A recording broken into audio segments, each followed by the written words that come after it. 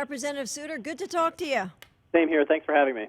100,000 permits. I know you fought this fight to get concealed carry on the books, but did you ever think that within 6 months you'd hit this kind of landmark?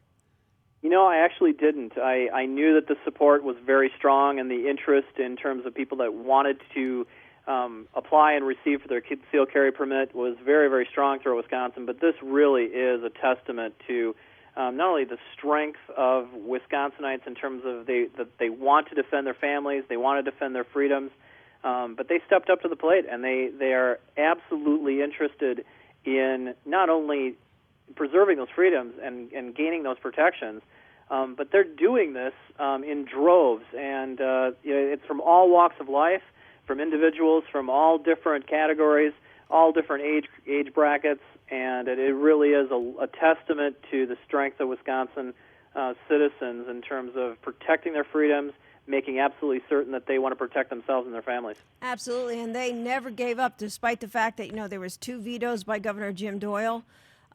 They just kept fighting it, and they really believed in it, that it's about making a difference when it comes to when you have a problem and you need, you call 911 and 911 does what it can, but it can't always be there.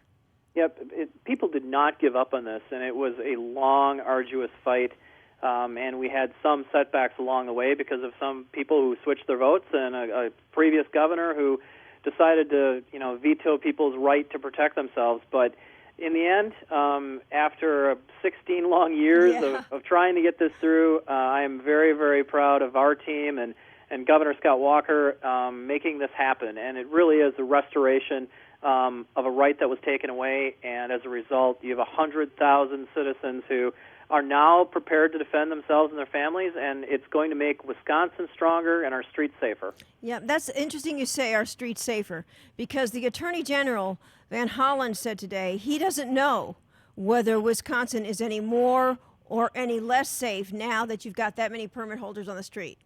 Well, I can't speak for the Attorney General, but I can say this for our team as Majority Leader in the State Assembly. Our streets are safer.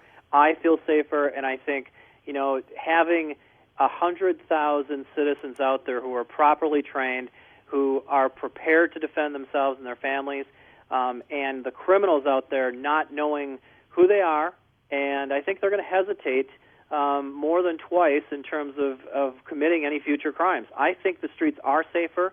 Maybe the statistics won't show it, but I think eventually they will. But I'll tell you, I talk to people every day. They feel that this was not only the right thing to do, but it is going to make certain that it's going to help our streets and our future generations protect themselves, protect their families, and that in itself should make us all feel safer. Yeah, the Attorney General, though, he did make clear today that he said, hey, all these claims of the wild, wild west and gloom and doom, they weren't true. Surprise, surprise, right? Well, the naysayers said 2 things. They said, not that many people are going to apply for these things. This is just all a panacea.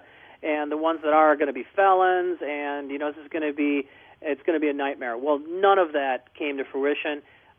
This has been a very smooth process.